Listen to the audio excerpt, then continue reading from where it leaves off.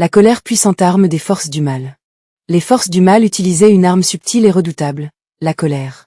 Chaque fois que je me consacrais profondément à Dieu, que la prière rallumait en moi une énergie nouvelle, une paix vivante et une force intérieure, c'est à cet instant précis que survenaient des situations troublantes.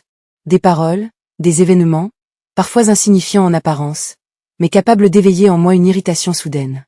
Rien n'était laissé au hasard. Je compris peu à peu que cette stratégie visait à interrompre ce que Dieu venait d'accomplir en moi. Car cette énergie spirituelle reçue dans la prière est précieuse. Elle soutient la persévérance, affermit l'âme et entretient une paix profonde.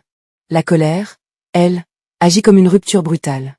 Elle disperse cette force intérieure, comme une jarre précieuse qui se brise et laisse s'écouler son contenu. En un instant, ce qui avait été patiemment construit s'affaiblit.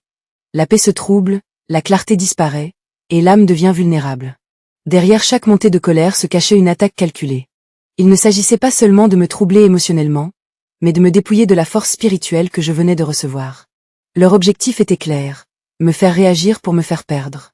Avec le temps, j'ai appris à discerner ce mécanisme invisible.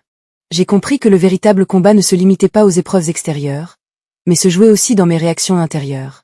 Préserver la paix devenait alors un acte de résistance spirituelle.